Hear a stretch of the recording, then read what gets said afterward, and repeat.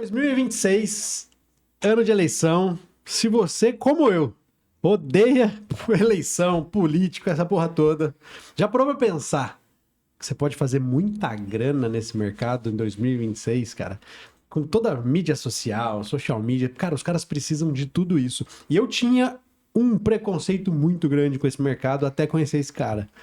Marcelo Natália. Fala, meu querido. Seja muito Bem-vindo mais uma vez, né? Pô, é uma honra sempre estar aqui com vocês, cara. Pô, eu posso vir toda semana, se vocês me chamarem que eu venho correndo. Esse ano eu duvido que você vai conseguir, você vai o cara mais requisitado. Ah, nada, que é isso, cara. Cara, primeiro papo que a gente teve aqui tem mais de 2 anos, eu acho. 2 anos, eu acho. Cara, explodiu minha cabeça, mudou completamente a minha visão com política. Tipo, muito preconceituoso. Porra, eu não quero lidar com política. E você falou, cara, simplesmente é um cliente. Como outro qualquer, existem algumas regrinhas, mas o seu trabalho vai ser o mesmo. É ou trabalhar com mídia, ou com edição de vídeo, ou com social media, o que for. E é o jogo normal. E de 2 anos, são 8 anos que iniciaram a mídia paga, Isso, habilitou. A eleição de 18 é a primeira eleição com mídia paga no Brasil. Até então, tu podia publicar em rede social, mas não podia impulsionar conteúdo, fazer conteúdo patrocinado, nenhum tipo de compra de conteúdo na internet era permitido. E de 18 para cá muda tudo totalmente, né? Muda em 18 já, com a eleição de nomes totalmente digitais. E agora, progressivamente, tu vai ver qualquer casa legislativa do Brasil, tem lá 1, 2 políticos totalmente construídos no ambiente digital. Políticos que vêm de posicionamentos, de produção de conteúdo e invadem aí as câmaras, as assembleias do Brasil, tem em todos os cantos. E uma coisa eu sei, político é fofoqueiro pra caramba. E quando ele descobre que o Josézinho ali tá usando alguma mídia paga, ele vai querer entender o que é isso. Total. O que mudou da última vez, a gente conversou há 2 anos atrás para a eleição municipal, para agora que a gente começa uma eleição como a última, extremamente polarizada, mas acho que o nível de consciência aumentou um pouco, mas ainda é muito básico. Super, cara. E acho que isso é uma coisa que a gente tem que ter muito claro, assim. Antes, lá em 18, pensa assim, cara, vamos lá. Eu e o Léo estamos num projeto aqui para um cara em 18. Lá, quem fizesse o digital minimamente bem feito, tinha um diferencial muito grande. Por quê? Porque, cara, muitos políticos olhavam para isso como algo supérfluo, cara. Pô, eu não preciso de digital, me elejo de uma receita que eu tenho aqui há 20 anos, eu vou continuar fazendo o que eu faço. E em 18 isso faz um barulho. A galera fala, pô, realmente, nossa, as redes sociais foram importantes. Na eleição do presidente Bolsonaro teve um papel importante as redes sociais e tal. Isso ainda na discussão. Em 20, a gente tem um ingrediente adicional, que não é só uma mudança de lei. A gente tem a pandemia na eleição municipal. A gente faz uma eleição em pandemia. Isso já é distorce tudo, porque tu não só já vinha no movimento de digitalização das campanhas, mas tu encontra nesse processo uma pandemia. Então você vai ter uma campanha que aquele ingrediente da rua, do corpo a corpo, do carro de som, daquele rolo de campanha, ele é desmobilizado. Então tu tem que focar mais no digital. Mas muita gente naquela época falou, não, isso aí é uma questão temporária, quando acabar a pandemia volta tudo e tal. É um mês. Isso em 20. Vai durar um pouquinho, tá? Isso em 20. Em 22, a gente tem eleições gerais, tem um bom nível de profissionalização das campanhas, mas o digital ainda é aquela coisa, tem gente que não precisa disso, aqui é diferente, na minha região não precisa disso. E já aumenta muito a renovação, a gente vê uma mudança, como eu falo, uma invasão de candidatos digitais nas assembleias e câmaras, naquele caso nas assembleias legislativas e na Câmara Federal. Nessa última eleição, de 24, eu acho que a gente tem a grande virada de chave. A gente tem ali candidatos como Pablo Marçal, como Cristina Gremel, a gente vê vereadores no Brasil todo, aqui está em Florianópolis hoje gravando o episódio, a gente tem um vereador aqui que é o Ricardo Pastrana, que é um cara que vem do digital, um cara que é um guarda de trânsito, que se comunica muito bem nas redes, vai para as urnas e faz 5 mil votos. Agora é pré-candidato na próxima eleição. Esses candidatos vêm de um modelo, e que eu acho que é o modelo que nós estamos agora, pós-24, em que fazer o digital não é mais um diferencial, ele é sua obrigação. Qualquer candidato, o mais tradicional ou o menos tradicional, usarão os mesmos recursos de campanha. Terão tecnologia nas suas campanhas, terão comunicação digital como um pilar importante, e eu tenho visto isso em todos os lugares do Brasil. Você vê deputados de 9 mandatos, gente que está na política há 30 anos, digitalizando a sua comunicação e se fazendo cada vez mais conectado para estar perto do cidadão. Isso não é trivial, porque quando isso acontece, eu tiro uma vantagem dos candidatos ditos digitais e faço com que os próprios candidatos digitais tenham que buscar na política tradicional uma ferramenta para equilibrar esse jogo. Então, eu acho que nós teremos uma eleição muito disputada, E que você simplesmente ser bom comunicador não vai resolver o problema. Você vai ter que fazer isso de forma pragmática, com processo, com canais de mobilização. Talvez o digital vire mais do que nunca como uma ferramenta de mobilização nas campanhas e menos de marketing. Então vai ser menos para dizer quem eu sou e muito mais para fazer com que você que me conhece me ajude a conseguir mais votos, me consiga passar essa mensagem adiante. Acho que vai ser um caldo cada vez mais dinâmico. Muito foda, cara. A gente tem o número de quantos candidatos terão nessa eleição, só para a gente ter uma ideia do número de oportunidades? Na eleição passada, a gente tinha mais de 500 mil de candidatos no Brasil, né? Era Porque municipal. Então, a gente tinha vereadores em todos os municípios, são quase 5 mil municípios. E é muito candidato. 500 mil, né? Que vai passar. Nessa vai ter menos candidaturas, só que são candidaturas que a nível de mercado são melhores para o profissional, porque elas são melhores estruturadas financeiramente.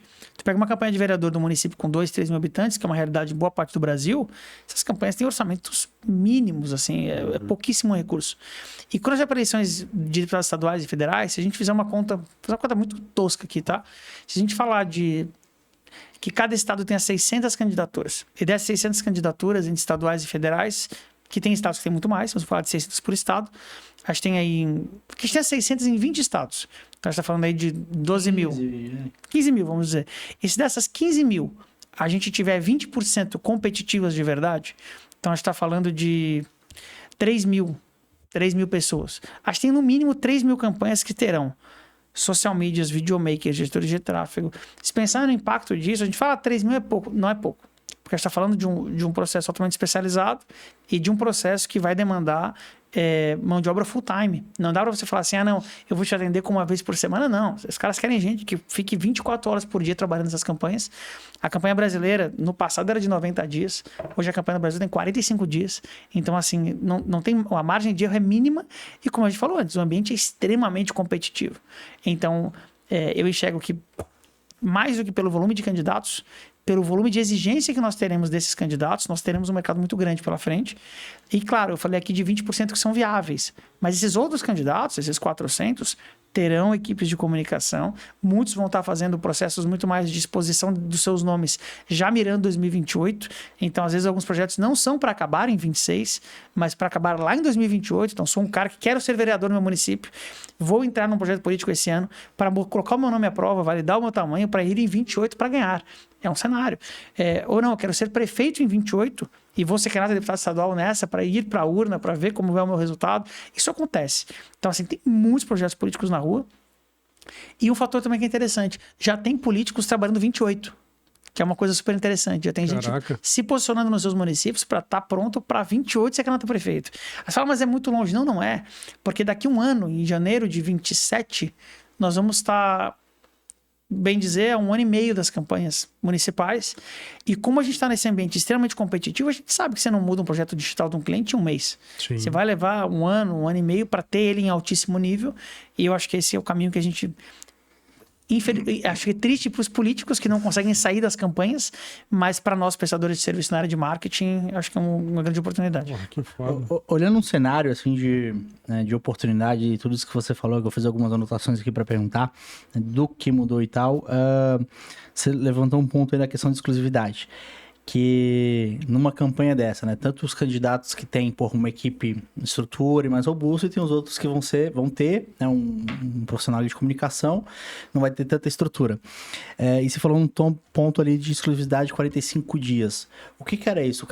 A agência que vai prestar esse serviço, é só os 45 dias de campanha ou antes? Como que funciona essa troca aí de projeto? Porque tem muita gente que eu sei que chega nos 45 dias, cara, não tem hora, etc. Mas a galera que às vezes assusta, que tem essa baita de uma oportunidade, cara, acha que esse momento agora é assim também. Não, acho que é gradual. A demanda vai subindo conforme a campanha se aproxima, né? E claro que no reta final da campanha é um nível operacional gigante.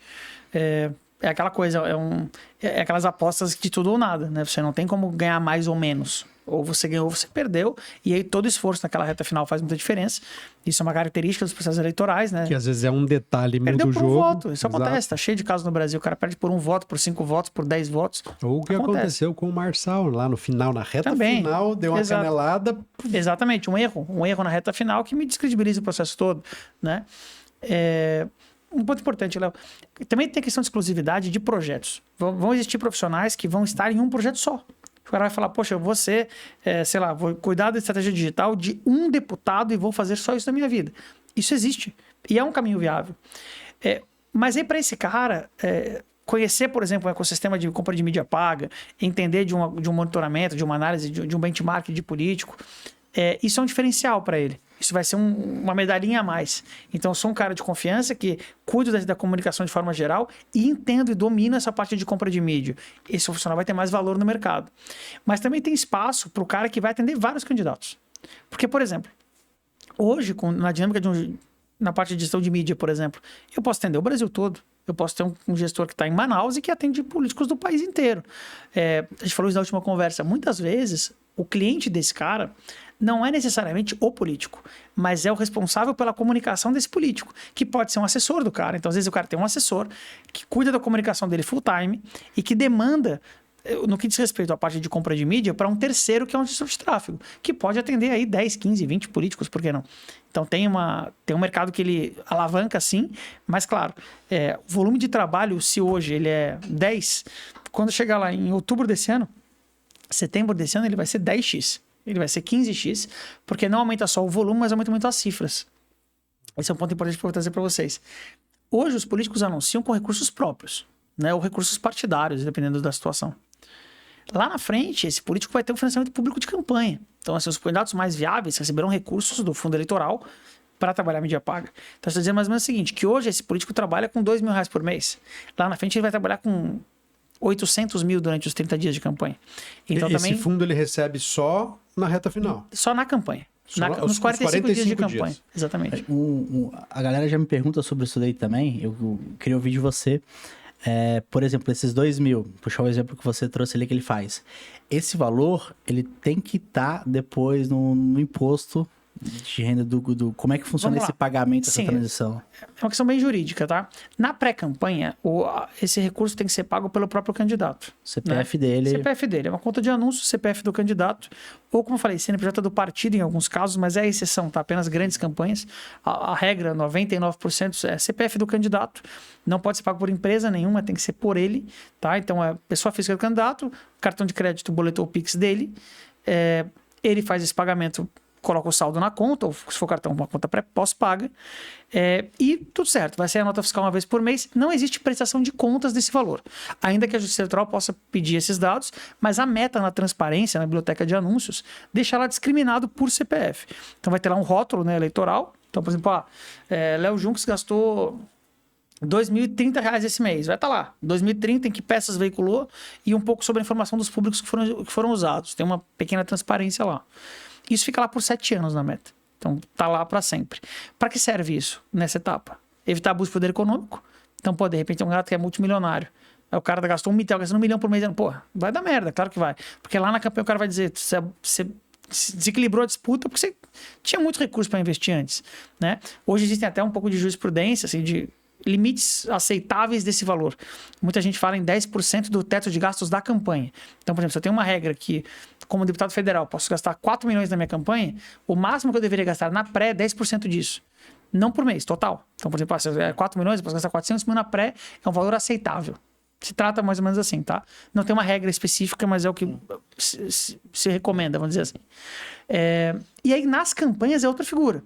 Nas campanhas, é sempre o CNPJ da campanha, que pode ter recursos nesse CNPJ privados, de doação, pode ser de autofinanciamento, recursos de pessoas físicas que doaram, ou, por exemplo, recurso público via ou financiamento especial de campanhas, que chamam de FEFEC, ou até pelo fundo eleitoral, que é esse recurso que os partidos têm para direcionar os seus candidatos para a campanha eleitoral. O modelo brasileiro, desde os anos 2000 ali, é um modelo de financiamento público de campanhas. Você não pode ter doação de pessoas jurídicas na campanha. Por exemplo, a Ambev não pode colocar dinheiro numa campanha eleitoral, mas um sócio da Ambev pode, pessoa física, da conta dele. Pessoa física pode, a jurídica não pode estar fazendo não pode fazer doação. Senão está beneficiando a empresa. Isso, antes podia, tá? Mas é isso que eu ia falar, porque eu lembro da época da JBS, que deu isso, eles davam para todas. Exato. As grandes campanhas, as grandes empresas davam para todo mundo. Isso eu não sei em que ano mudou, tá? Mas foi antes de 2020, tá? Antes de 2018, com certeza. E aí essa mudança faz isso mudar. Hoje, na campanha, apenas CNPJ do candidato e a transparência e prestação de contas é toda muito detalhada. Então, nesse caso, eu presto contas. Para fechar contas eleitorais de um candidato, eu tenho que entrar na meta, tirar a nota fiscal no valor exato do que foi veiculado. Tem que bater com os boletos que foram pagos. Tem todo não pode pagamento pós-pago, é sempre pré-pago. Então, tem uma série de regrinhas. Não pode sobrar dinheiro na conta. Melhorou isso, tá? Melhorou? Melhorou porque até 2020 a meta não devolvia esse saldo que sobrava. Agora você A consegue meta não reembolsar. devolvia. Agora você pode reembolsar esse recurso. Então, dá uma bagunça na prestação de contas, porque atrasa um pouco, mas demora a devolver o dinheiro e tal. Mas hoje, por exemplo, se sobrar 20 mil numa conta de anúncios, você vai prestar conta sobre o dinheiro gasto e vai devolver esses 20 mil em recurso para a conta do partido, para a conta da campanha, e tá tudo certo. Depois vão gerar um boleto para tu devolver o dinheiro para o fundo eleitoral. E Vida tá tudo que bem. segue. Vai dar trabalho pro contador, mas dá. Antes era um pesadelo. Antes você tinha que devolver esse recurso, você era obrigado a devolver o recurso do mesmo jeito, mas a meta não te devolveu o recurso. Então tu ficava com o dinheiro na conta de anúncios, né? Era muito ruim.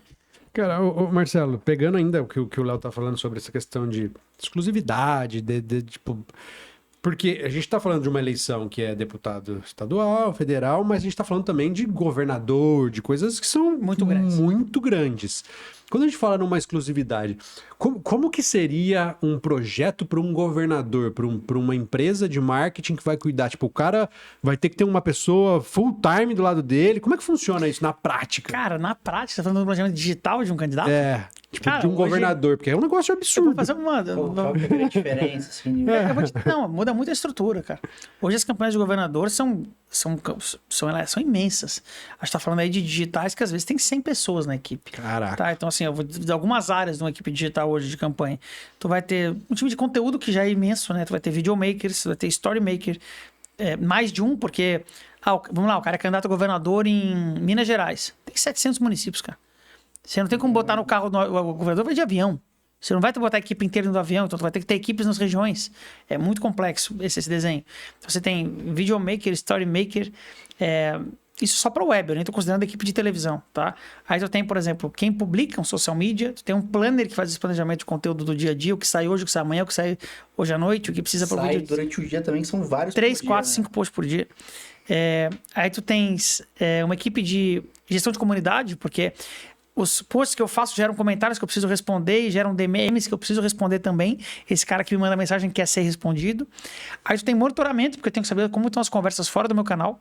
Aí eu tenho gestão de comunidade fora do meu canal, porque quando alguém critica o meu candidato ou fala uma mentira sobre ele no post do jornal, tem que ter alguém para responder.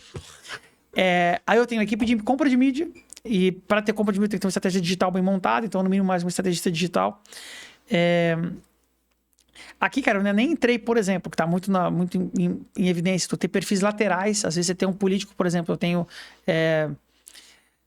Léo Kretzer e time do Léo Kretzer. Eu tenho perfis paralelos, então é tudo isso vezes 2, tu vai aumentando a estrutura.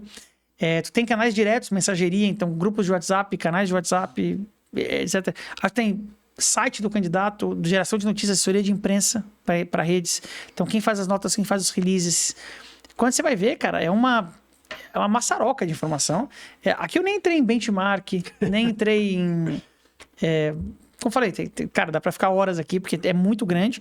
E o que muda, como eu falei, as campanhas pequenas vão ter isso. Em menor escala, tu vai ter um profissional pra fazer 7, 8 funções dessa.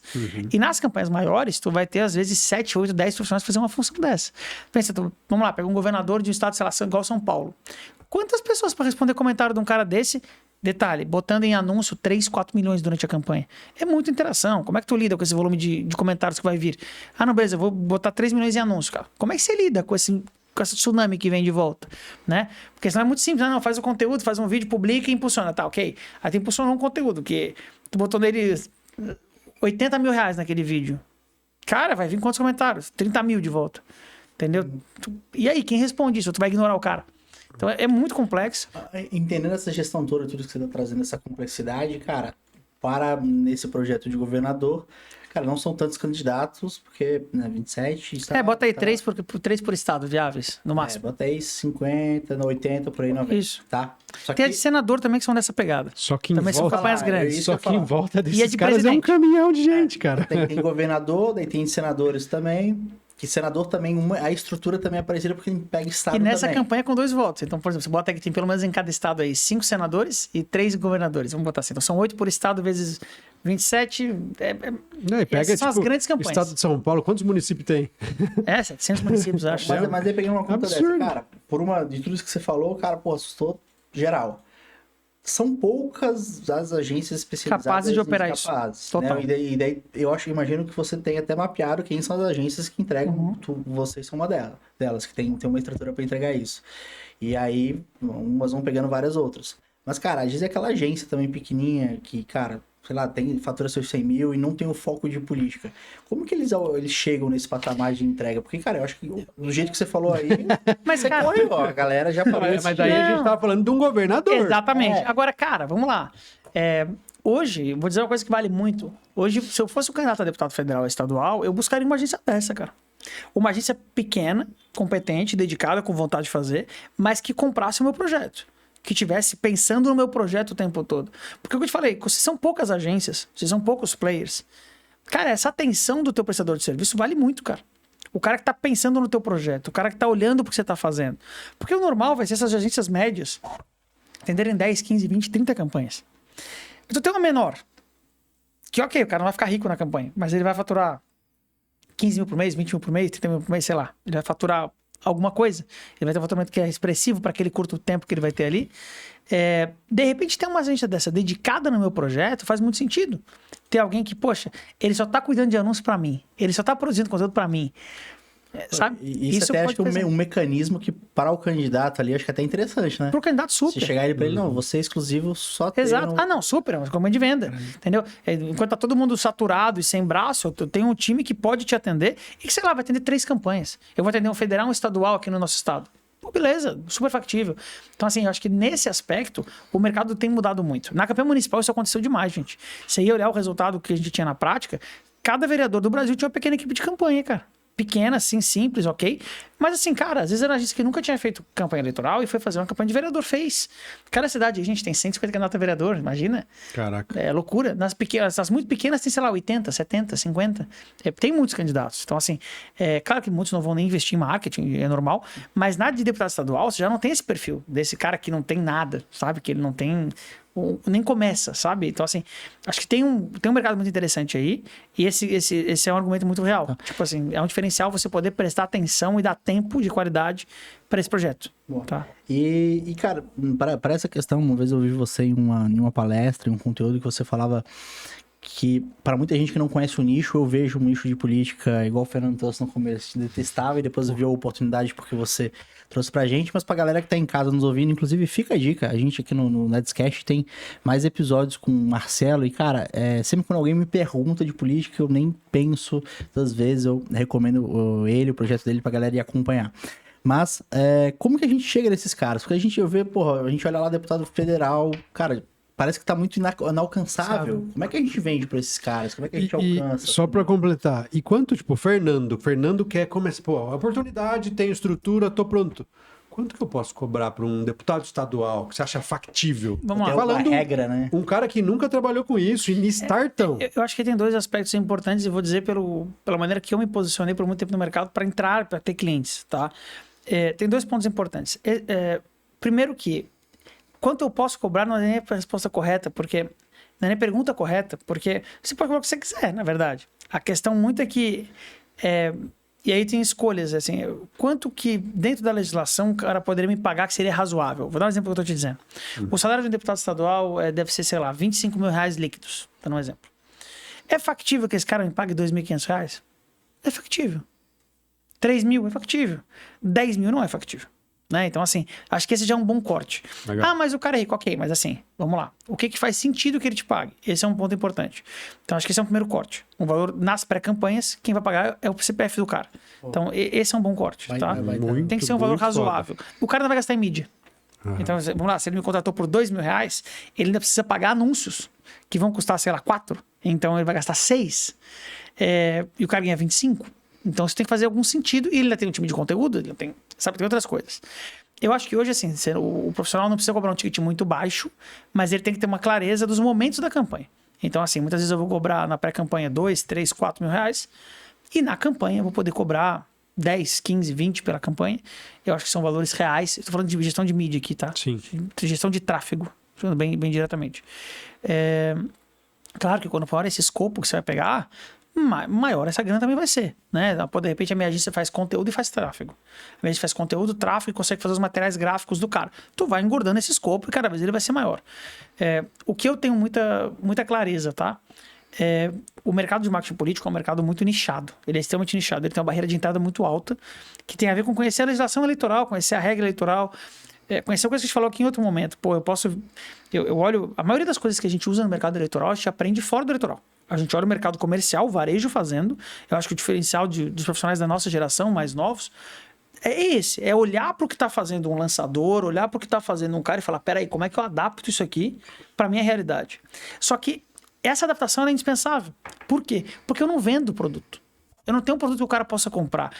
Eu posso pegar essa caneca e falar, porra, é uma caneca maravilhosa, ela é branca, ela tá escrito Adescast e ela tem 30% de água da sua capacidade e eu quero te vender ela.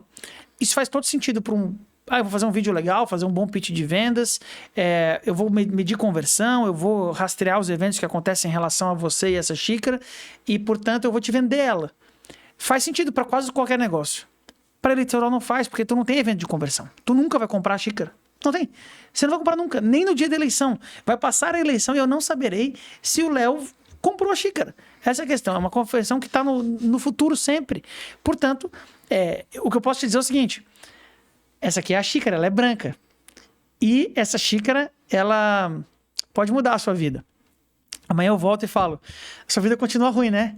Mas você lembra, né? Essa xícara branca, ela pode mudar a sua vida. Ela pode fazer diferença na tua vida. Daqui uma semana, continua difícil, né? Mas essa xícara não esqueceu de você. Ela ainda sabe que a tua vida precisa melhorar e ela não vai desistir de você nunca. O nosso trabalho é um pouco disso. É se manter conectado, é se manter na discussão. Hoje a política se apropriou muito de coisas dos criadores de conteúdo, de se posicionar sobre temas, de criar cortes, de falar sobre assuntos do dia a dia, de entrar na conversação pública. Mas para que ela entra na conversação pública? Porque é muito mais fácil eu falar de um episódio de violência, de um episódio que gera emoção nas pessoas e falar sobre isso que as pessoas estão falando, para nesse caldo falar quem eu sou, o que eu penso, o que eu defendo, o que eu não defendo.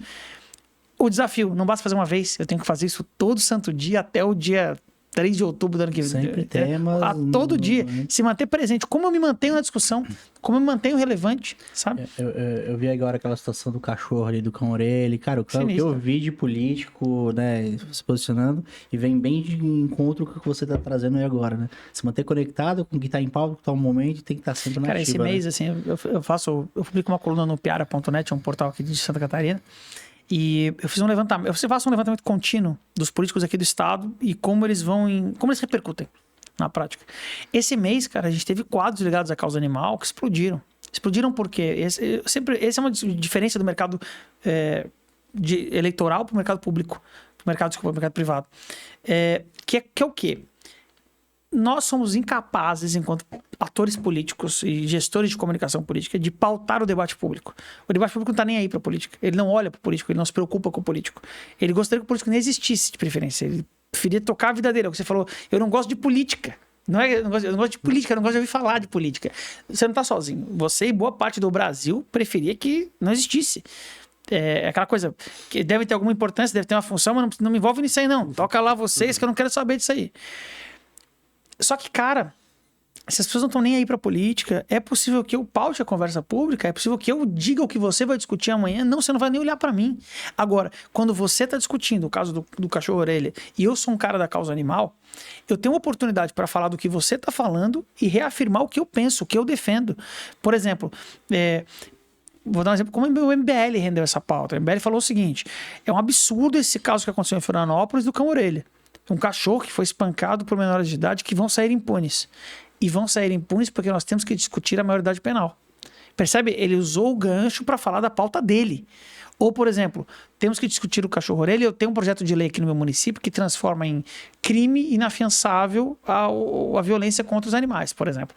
Eu uso isso para trazer para um gancho meu. Eu entro na conversação pública para reafirmar um posicionamento que eu já tenho. Então, é muito diferente. Então, como eu falei, a grande barreira de entrada desse mercado é entender o que é vender um político, o que é comunicação política. E eu vou trazer um último insight, que não sei se a gente já falou em outras vezes, cara, mas assim, o insight dessa pergunta, né? A comunicação política não é só eleger candidatos, cara. ela dá condições até de democracia real, plena. Não existe, tem países do mundo aí que, pô, os caras fazem campanha sem internet, cara. Tiram SMS do ar antes da campanha eleitoral. Isso é pra quê? Isso é pra impedir os caras de fazer campanha.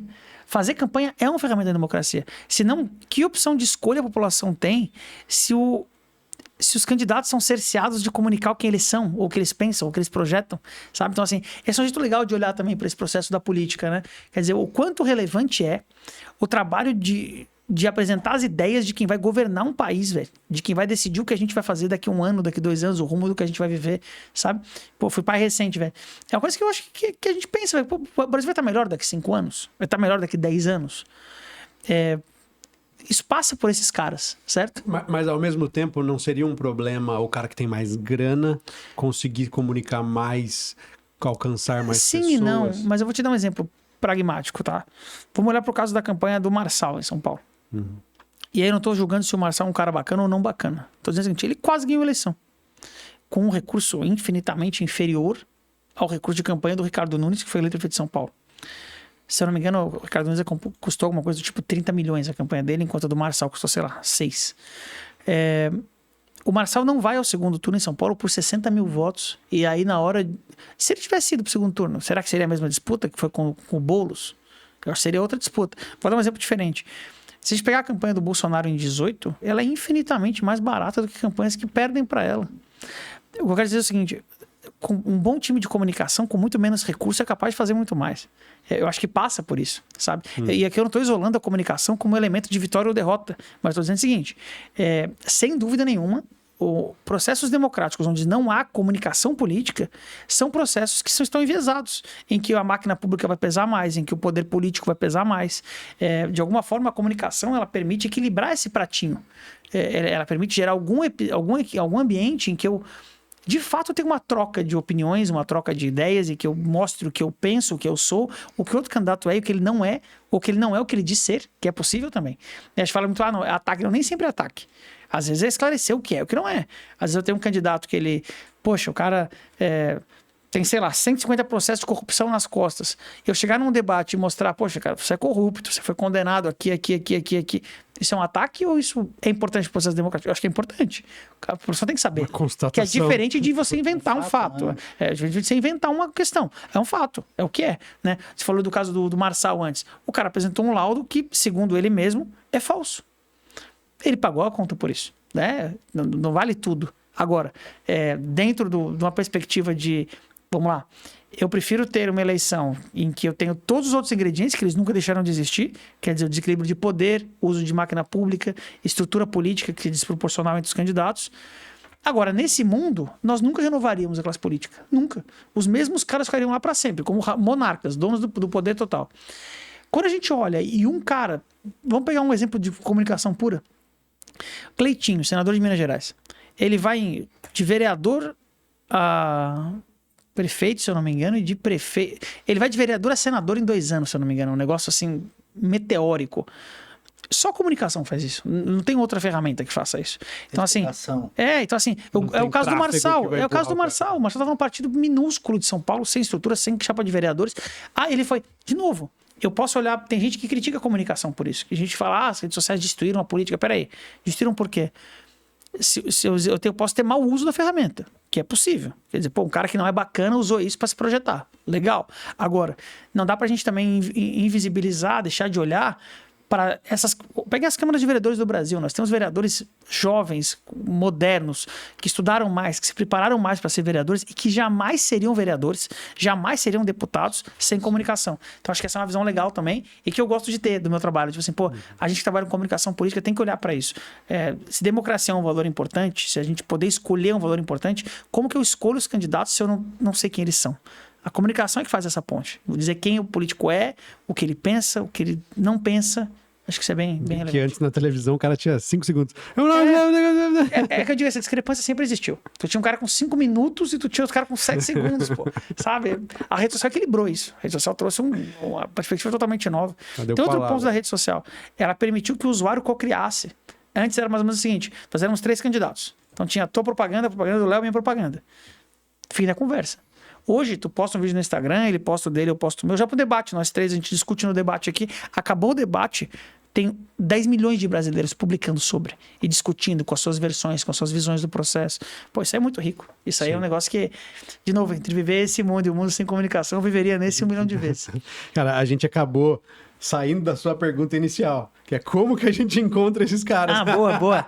E Eu falei sobre isso no último podcast, eu acho, cara. a gente conversou. Para começar nisso, Léo, assim, sem dúvida nenhuma, procure agências que já atendem esses políticos, cara. Hoje a gente achar que o mercado já é atendido é um grande erro, tá? É um grande erro. O mercado tem uma escassez imensa de profissionais de qualidade. E aqui eu me refiro à parte técnica mesmo. Não me refiro nem à parte...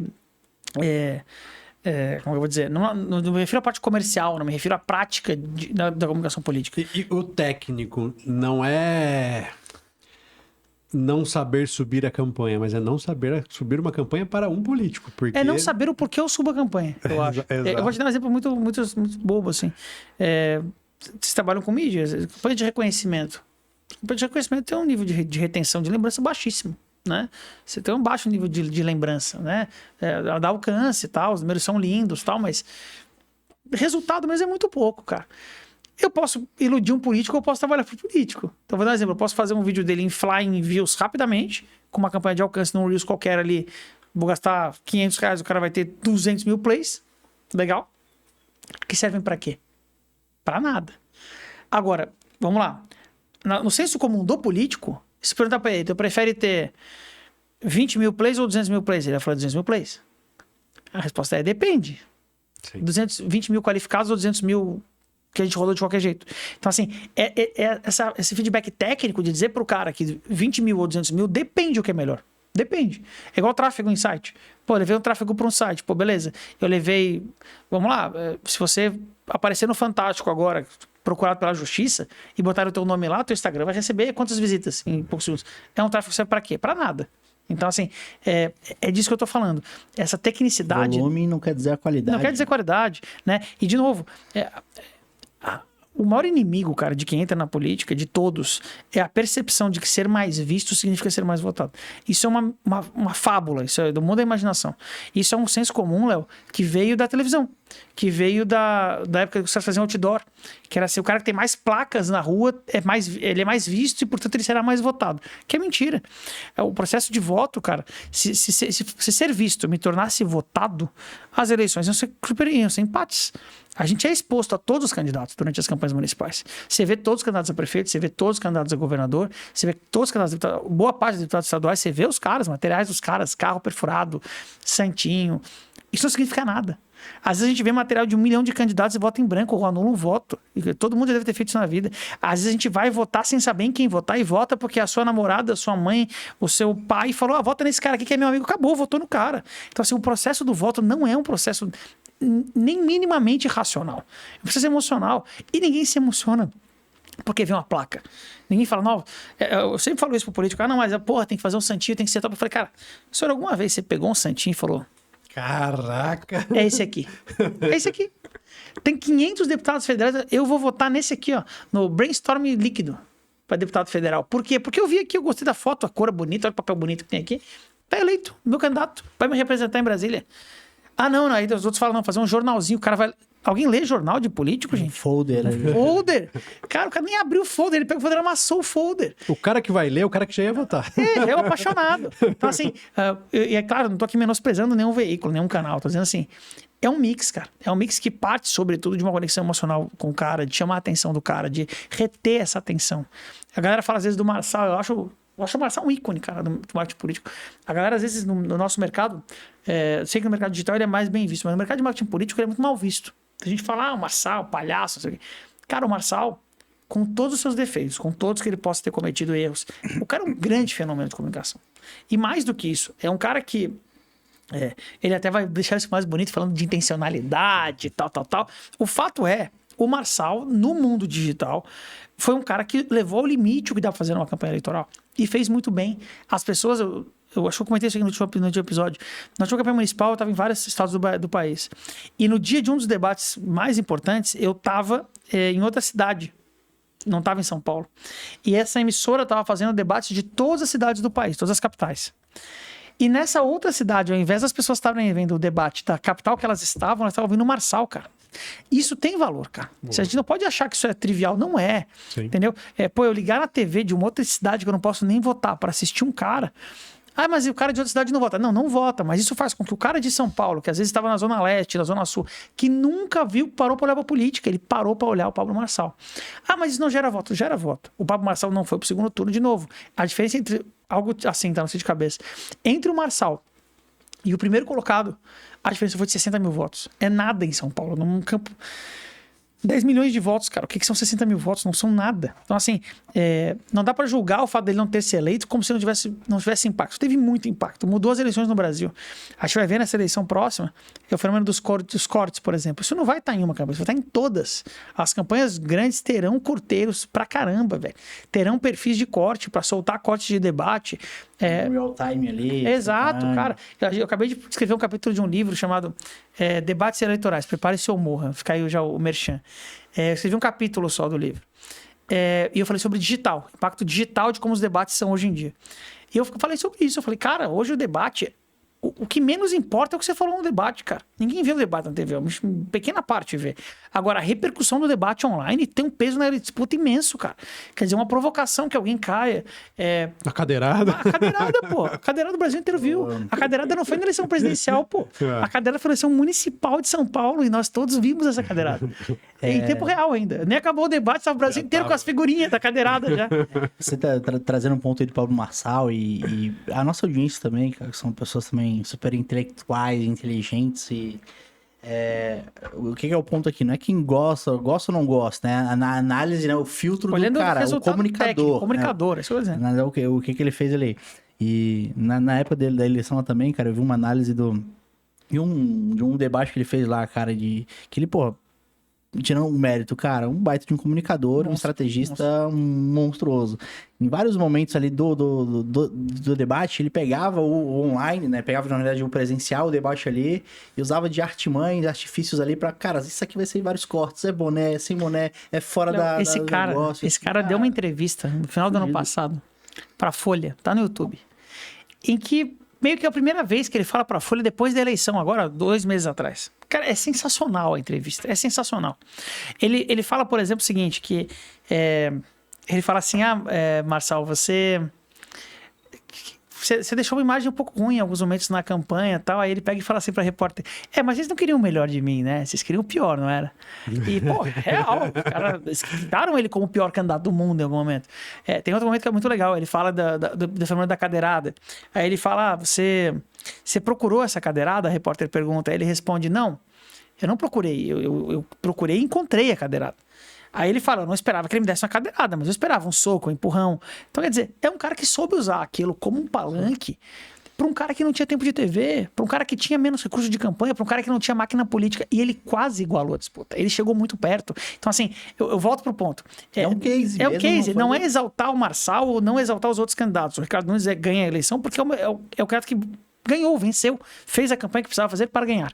Agora, isso não faz com que a TV ou a rádio só tenha mais ou menos importância, mas o fato é que hoje, através da comunicação, isso é um fenômeno muito recente, que vem de 18 para frente no Brasil, a gente enxerga candidatos que podem sim ser eleitos através da boa comunicação, sobretudo nas redes sociais, e mais do que nunca, entendendo que não tem a ver necessariamente com o que o candidato faz, mas com a capacidade dele de fazer com que outros façam.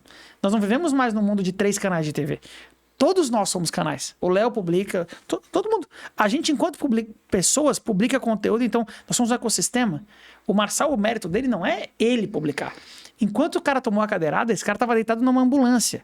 Quantos conteúdos a gente viu sobre a cadeirada, corte do Marçal? Acabou. Era isso.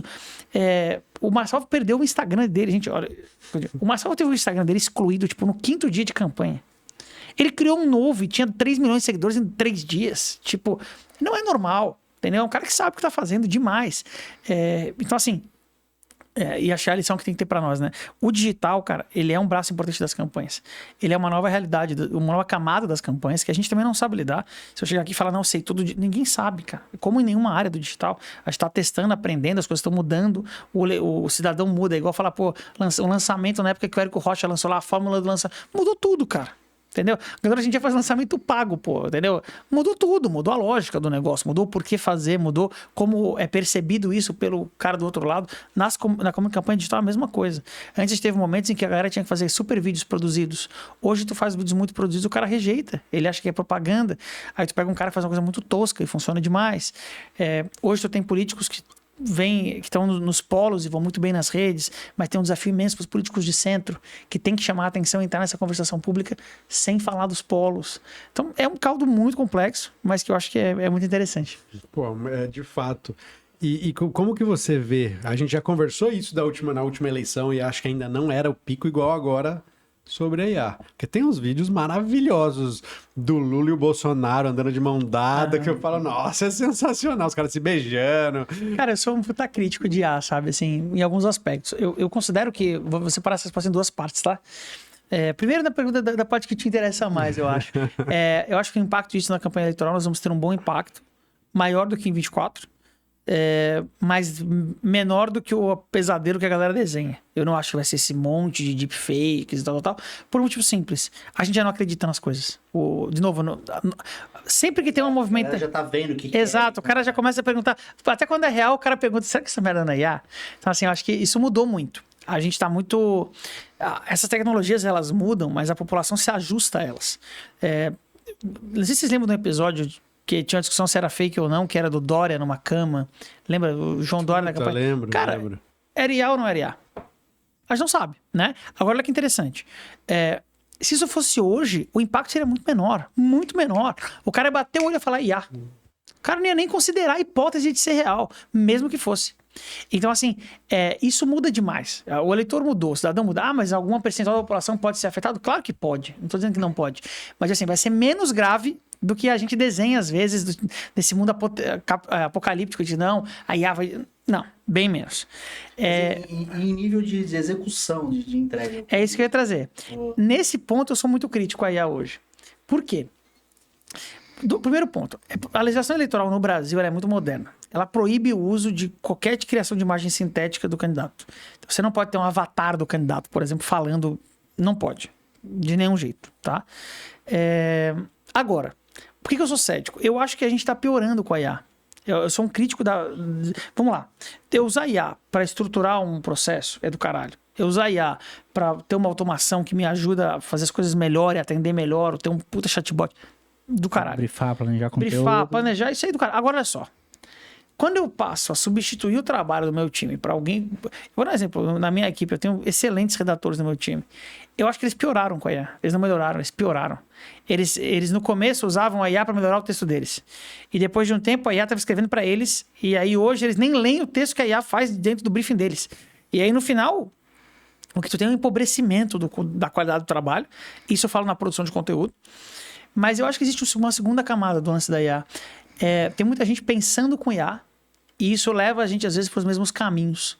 Eu acho que isso é um risco imenso para as campanhas políticas. Vou dar exemplo que eu estou dizendo.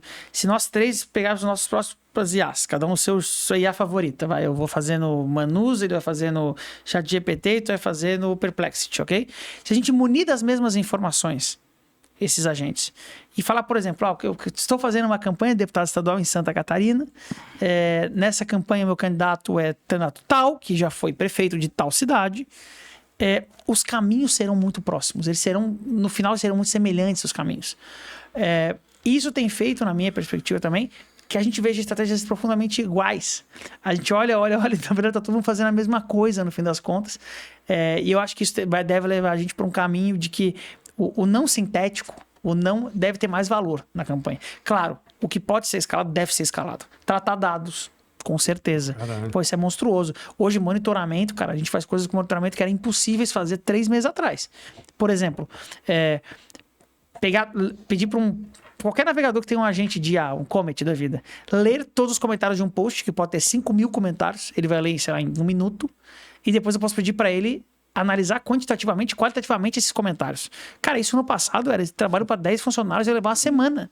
Isso agora é feito em minutos. Então, assim, nesse aspecto, a IA vai transformar totalmente o que a gente faz. Agora, não vai ser no que a gente enxerga. Não vai ser na criação. Óbvio, cara, pra vídeos vai ficar irado. Hoje tu pode fazer efeitos especiais muito legais com IA. Tu pode trabalhar coisas muito legais pra criação do audiovisual. Isso perfeito. Jingles também, que é uma realidade do nosso mercado, que é feito muita coisa com IA agora. Eu não tiro isso de lado, mas eu acho que o impacto disso é muito menor do que a gente imagina a nível de qualidade. Mas na outra mão, quando eu falo de segmentação, tratamento de dados, aí sim eu tenho uma IA muito protagonista e que em algum aspecto pode fazer um diferencial real nos resultados das campanhas. Pelo que você falou, assim, pelo que eu entendi, me corrija se eu estiver errado, né, no back ali atrás, cara, excelente. Pô, agora, no final ali de conteúdo, essa é a tua crítica que você tem, assim, exato. Eu acho que assim, uso, né? tem algumas coisas que, vou dar um exemplo, tá? Que tem sido muito usado, que é tipo assim, eles vão fazer uma sátira com IA. Isso é uma coisa interessante. Que assim, obviamente não é real. Você sabe que não é real. É um boneco do Lula e um boneco do Bolsonaro, sei lá, de pano, de um dando uma paulada na cabeça do outro, por exemplo. Isso tem um papel de comunicação imagética. Eu posso criar narrativas e comunicar coisas que a pessoa sabe que não é verdadeiro, mas que só dá pra fazer porque é com IA.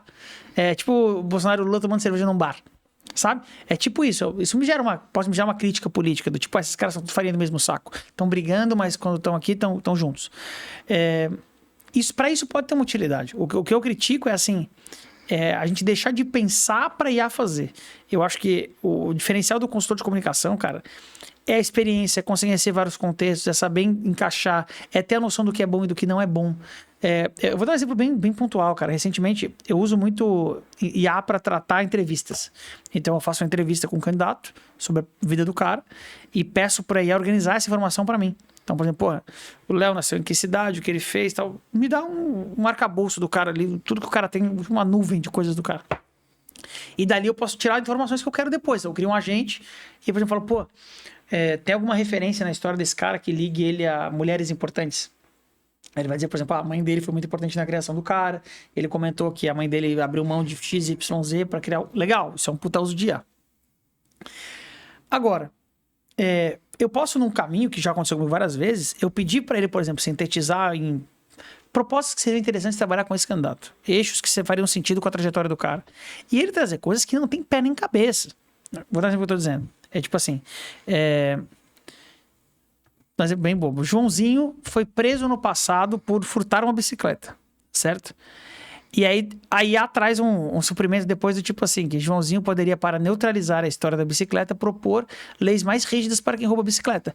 Faz sentido no mundo das ideias, mas não faz nenhum sentido prático. Eu só vou evidenciar o fato de que eu roubei uma bicicleta e que eu fui condenado. Então, percebe o que eu tô dizendo? A IA, ela faz uma coisa que ela é muito não finalística, sabe? Ela não consegue... Esse discernimento não é tão óbvio para ela, sabe? Para nós é óbvio. Para IA não é, entendeu? Assim, se não tem alguém do outro lado lendo o que tá ali, tratando aquilo ali, falando, isso aqui não tem nenhum sentido, tá fora. Isso aqui pode fazer sentido adaptado. Eu acho que o caminho vai ser esse. Usar IA para nos munir de ideias, de informações, de correlações, de dados, mas vai ter que ter alguém do outro lado da tela que seja capaz de pegar isso tudo e transformar em comunicação. E acho que esse é o mérito do comunicador. Transformar em ato, né, em troca, algo que vem de dados. Mas nunca, tipo... Senão daqui a pouco, velho, a gente pode mandar todo mundo embora. Vai ficar só as IA fazendo. Eu não acredito nesse mundo. Eu acho que isso aí nós vamos chegar num mundo chato demais, cara. Entendeu? Hoje o que eu vejo de IA normalmente é muito tosco. Peça um roteiro de um vídeo pra IA, é de chorar o que vem. É triste, é ruim. É sempre igual, os gatilhos são secos, é um negócio mecanizado, não tem... E aí quando a gente olha, por exemplo, pros grandes publicitários do Brasil, cara, a gente olha coisas que a IA não ia fazer, pô. A gente olha e ia falar, pô, isso aí é muito foda. E a gente fala que a galera fica louca com a gente, que é a IA de ligação ativa. Porra, é vergonhoso. Exato. É que, de novo, é aquela coisa, no papel é lindo, pô. A ideia é maravilhosa, pô. Não, vai tocar o telefone, vai ter... Cara, na prática, mano, o cara vai atender do outro lado e falou, pera só um minutinho que eu tô no trânsito. Olá, senhor Marcelo. Pô, cara, fala sério. Sabe? Então, assim, tem umas coisinhas assim que, tipo, de novo, pode funcionar em alguma escala? Pode. Na prática, o buraco é bem mais embaixo. Acho que tem muita dificuldade. Mesmo que as IAs evoluam. Porque, de novo, a IA evolui e o problema evolui junto com a IA. Então, a comunicação é comunicação. É comunicação. Comunicação é sentimento. A comunicação é o cara olhar pro lado e se sentir visto, né? Validado. Pô, eu vou te dar um exemplo que eu tô falando. Ah, não, porque a gente vai fazer uma IA do caramba do candidato e ela vai falar com o cara e vai falar o que o cara quer ouvir. Legal. Agora... Se esse cara, por um segundo, desabafar e se conectar emocionalmente com esse chatbot. Então, vamos lá. Vamos dizer que o Léo criou um chatbot do Léo. E eu fui falar com o Léo e achei que tava falando com o Léo, mas tô falando com o chatbot do Léo. E, pô, o chatbot foi muito gente boa comigo. Eu falei, pô, e aí, Léo? Ele falou, fala, Natália, como é que você tá? Eu falei, pô, adorei no Nerdcast. Aí ele fala, porra, cara, seja sempre bem-vindo, é um prazer ter você com a gente. Pô, beleza, legal. Agora, olha só. E eu falo, pô, que massa, né, cara? O Léo é um cara de gente boa mesmo, velho. O cara me chamou pro Nerdcast já 2 vezes. Pô, cara incrível, meu brother e tal. Aí, se amanhã eu sonho que esse cara não é o Léo e que é uma IA do Léo, eu não me sinto um idiota nessa conversa. Percebe o que eu tô dizendo? Me sinto traído. E aí, olha que interessante. Se eu faço isso com um político, eu falo, pô, tal político é muito atencioso, o cara sempre conversa comigo e tal. E depois eu descubro que é uma IA, pô. De repente ele mete assim, vamos te transferir pra um atendente. Eu falo, caralho, eu sou um idiota. Atendimento humano. Eu sou um idiota, pô. Eu tô aqui conversando com o robô do cara. O cara não dedica 1 minuto dele pra parar pra me responder. E espera que eu vá segurar a bandeira pra ele lá na frente. Não vai nunca. Então, sabe o que eu falei? Especialmente na política é muito difícil isso, cara. Eu posso ter isso pra, tipo assim, tirar dúvidas, posso. Mas eu nunca vou conseguir fazer isso pra conversar, pra trocar ideia, pra fazer o cara se sentir... pô, o cara mora num lugar muito ruim, aí ele traz uma demanda. Pô, eu moro na minha rua não tem saneamento há 30 anos, todo ano alguém aqui fica doente, é muito difícil a minha vida, a gente não tem saneamento, falta água uma vez por semana, a gente não tem luz em casa, oscila pra caramba. Por isso o cara mete uma resposta automática do tipo, vamos dar prioridade pra sua necessidade, conte sempre com a equipe do pô, cara, fala sério, o cara tá ali totalmente fragilizado. É diferente de eu falar assim, cara, eu vou aí ver a tua casa, eu vou conhecer a tua casa, eu quero conhecer o teu problema e uma coisa eu te garanto, eu não posso te prometer que eu vou resolver, mas nós vamos brigar por isso aí juntos. Amanhã vai lá e tira uma foto na casa, pô, acabou, mano, esse cara é teu. O cara é teu. O cara foi, eu enxerguei o problema do cara, eu reconheci o problema, eu dei importância pro cara, liguei pro cara, eu vou te ligar. Consegue me chama no WhatsApp aí, me manda as fotos se tu puder. É outra coisa, sabe? Então, assim, eu acho que esse nível de profundidade a IA nunca vai ter. E não tem por um motivo simples, porque nós somos humanos. A gente valoriza o que o outro humano faz por nós. A gente sabe olhar para um cara que dá atenção pro que você tá fazendo e fala, pô, esse cara me deu atenção. A gente sabe olhar para alguém que se importa com você e fala, pô, esse cara se importa comigo. Sabe? Eu acho que esses atributos a IA não nos dá. Então, vamos falar, no front-end vai ser muito difícil avançar, na minha percepção, pelo menos no curto prazo. E no back-end, cara, aí é uma ferramenta de escalar trabalho, né? É uma ferramenta de tipo, a diferença de você trabalhar com... o que você fazia às vezes com 30, você vai fazer com 6, se os caras souberem usar IA. Isso é um diferencial monstruoso, mas que eu também acho que o mercado ainda é muito, muito fraco disso. Ainda falta a galera ter essa noção do tipo... E além do GPT, assim, e além do basicão, sabe? Eu acho que tem muitas camadas para baixo. A gente falou aqui fora do ar do Lovable da vida. Cara, hoje tu desenvolver soluções para você mesmo usar, essa é outra coisa que a gente tem que botar na cabeça. O cara não vai criar soluções de IA simplesmente para vender software. Ele vai criar o software que ele precisa para resolver a demanda dele mesmo. Sabe? É uma outra camada. É tipo Matrix que a gente via no filme, né? Eu vou instalar um piloto de helicóptero. Não, mano. Agora você fala o seguinte, preciso de um piloto de helicóptero. E aí você tem um piloto de helicóptero para você. É tipo assim, qual software você gostaria de comprar? Porque você não desenvolve ele, você tem a ideia dele. É isso que a gente tem hoje na prática. Você pode fazer o que você quiser. Entendeu? Pô, eu queria eu vi uma propaganda esses dias, um desses que era assim, o cara quer inventar um Uber de pizza. Você pede uma pizza e qualquer pizzaria te traz. Você pode criar um software em 10 minutos, cara. Entendeu? Nenhuma geração que a gente viveu junto teve isso. Nem perto disso, nem sonhou com isso. Nós temos isso. Agora, isso significa resolver o problema? Não significa. Porque tu não cria uma empresa tipo a Uber criando o software da Uber. Tu vai ter que criar a Uber, pô. Sim. É isso que eu quero dizer. Não basta ter a ideia. Quantas então, assim, pessoas não tiveram a ideia é massa demais. Agora, ter a ideia... Dando um exemplo, tá? Vamos dizer que eu uso muito um software do Google, que é para jornalistas, que transcreve entrevistas. Então, eu subo a entrevista em áudio e ele devolve transcrita. É para jornalista, é gigante o software. Até 2 horas de conversa ele faz lá, te dá um textinho, não custa nada, é grátis. Mas, cara, ele é burocrático. Aí, pô, eu posso entrar no Lovable da vida e pedir para criar um serviço muito simples, que eu suba arquivos de áudio do meu WhatsApp e me devolva transcrito. A coisa mais simples do mundo. Ele vai fazer, cara, e deixa eu querer dizer, eu não preciso mais ter o serviço do Google, eu posso ter o meu serviço que faz. Ah, Marcelo, isso parece bobagem. Parece bobagem. E quando eu falar de um sistema de organização de contatos de campanha personalizado para o meu nível de mobilização, organizado para o meu gestor de contatos, para o meu mobilizador, para as minhas hierarquias do meu projeto. Aí tem valor. De novo, é para eu vender? Não.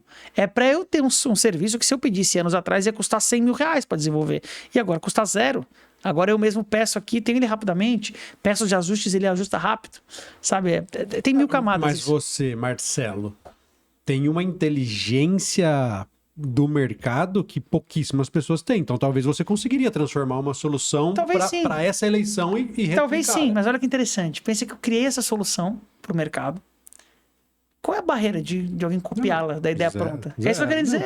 Seria para essa eleição. Na próxima olha o teria desafio. 10. As próximas startups, todas que a gente vai ver, especialmente no marketing, elas terão que ser profundamente disruptivas. Sob pena de alguém olhar para a ideia, pegar o que ela faz e fazer a sua, pô. Sabe? Sabe assim, vamos olhar hoje, por exemplo, assim, para ferramentas que são consenso no mercado. Vou olhar para o Canva, por exemplo. Tem que explicar o que o Canva é, cara. Cara, a complexidade sinistra aquilo ali. Tu tens um ambiente de produção multiusuário que é colaborativo, que tu pode publicar ou deixar o arquivo online, que junto tem um banco de fotos, junto tem uma série de efeitos. É uma suíte de criação absurda, o Canva. Eu tinha preconceito com o Canva. Eu peguei e falava, pô, isso é arte do Canva, cara, isso é mal. Hoje em dia o Canva é uma monstruosidade. Criar em vetor para impressão, já dá para imprimir direto da plataforma. Isso aí é um gigante. Pega um Photoshop, ferramenta do nosso mercado, entendeu? Agora, vamos lá. O Trello. Cara, o Trello vai ter que se reinventar pra caramba nos próximos anos, cara. Sim. Entendeu? Ele virou simples demais. Eu vou entrar no Novembro e falar, cria o Trello. Acabou.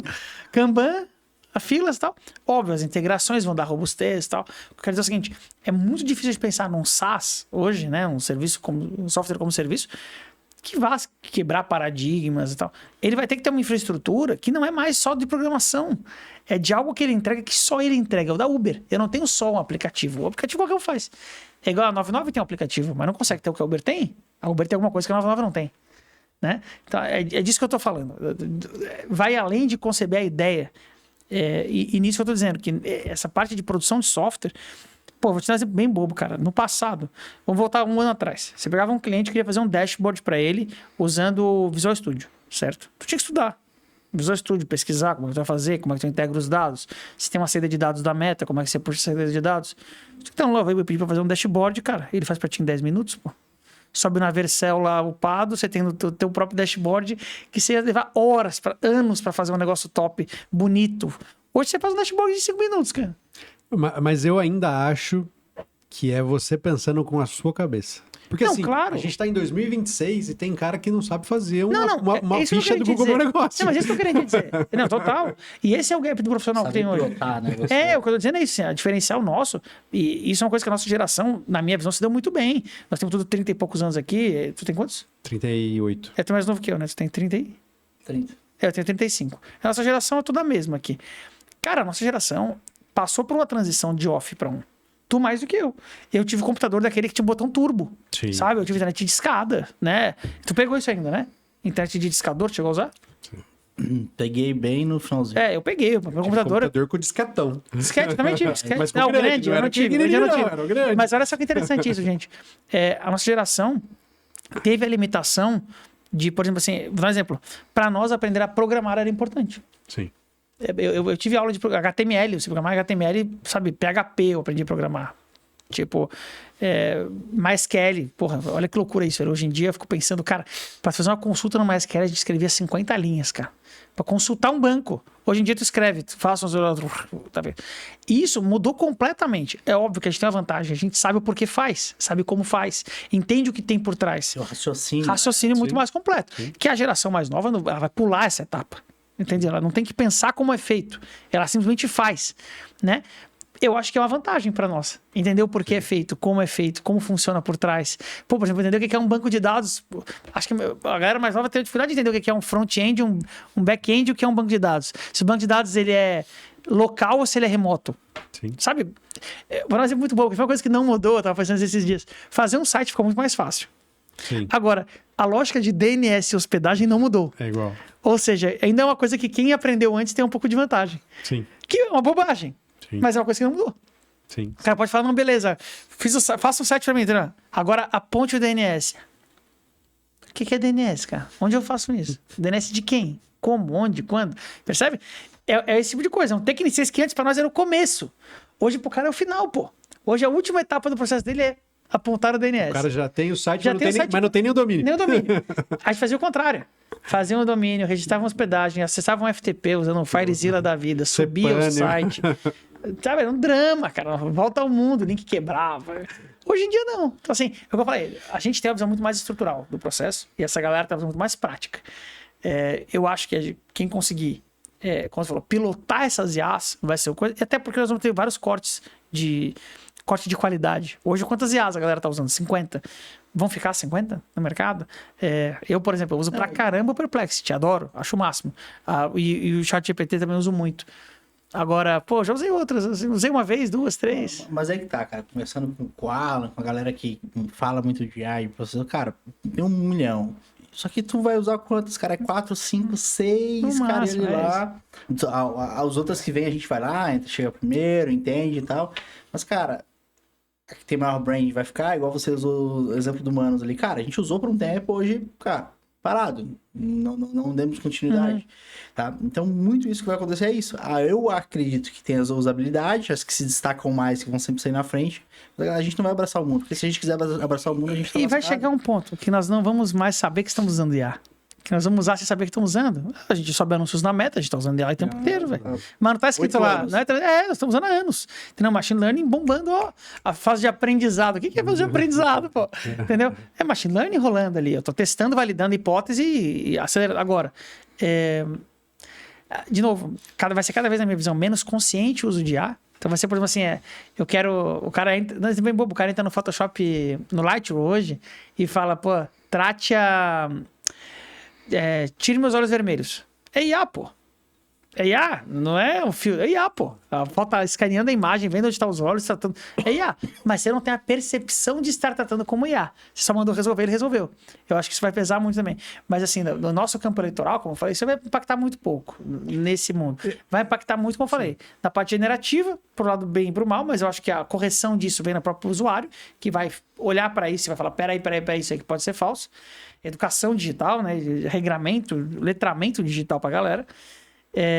Mas na parte de infraestrutura e planejamento é uma revolução, né? Tratamento de dados. Exatamente esse ponto que eu queria chamar. Nos bastidores a gente estava conversando um pouco sobre isso, que o mercado político tá parecendo um lançamento dos primórdios ali, que era, pô, trazer Baixa a pessoa. Grupo de WhatsApp. Como que tá isso hoje? Vamos falar na prática, para um cara que tá assistindo a gente. Cara, qual que é o caminho? Você faz uma campanha, joga esse cara num grupo, aquece grupo. Cada caso é um caso. Nível de entrega. Nível de entrega de um gestor, por exemplo. Porque o político muitas vezes não vai ter ideia. Ele vai ter que sugerir alguma coisa para esse cara. Vamos fazer isso aqui. Aí que eu ia falar que tava nisso aqui também, acho que junto com isso daí, cara. Qual seria o escopo talvez de serviço de entrega? Sim. E também como que o gestor mede resultado. Porque a gente que trabalha com analista, a gente sabe que, cara, é muito a caneca, né? O CPA. Mas como que uma agência vai medir, um analista vai medir o resultado disso? Se ele foi eleito ou se ele não foi eleito. Isso é muito complexo, né? O que eu falei, a tua grande avaliação, teu grande julgamento é na urna. E ele é um... E aí, claro... não depende. Não depende do gestor. Tem 1000 camadas ali dentro. Hoje existem indicadores de controle, né? Eu já comentei para vocês. Para mim, eu sigo... eu vim aqui há 2 anos, né? Eu continuo achando que o grande indicador para um político é o tamanho do seu público de envolvidos. Continuo achando. Para mim, não mudou. Então, assim, o cara é vereador de São Paulo. O tamanho do público de envolvidos dele dentro da cidade de São Paulo é o único indicador de controle realmente relevante. Os outros podem ser artificializados pra caramba. Então, assim, alcance. Dentro do envolvidos, o que você vê? Tipo, envolvidos 95% viu tal vídeo? Ou não, eu falo de reação mesmo. Bruto. De engajamento, tá? Participou das minhas redes de alguma forma, nesse janela de tempo, nessa região que eu posso ser votado, mas participou, tomou uma ação em relação ao político. A nível de entrega, cara, que eu estiver respondendo, cada caso é um caso.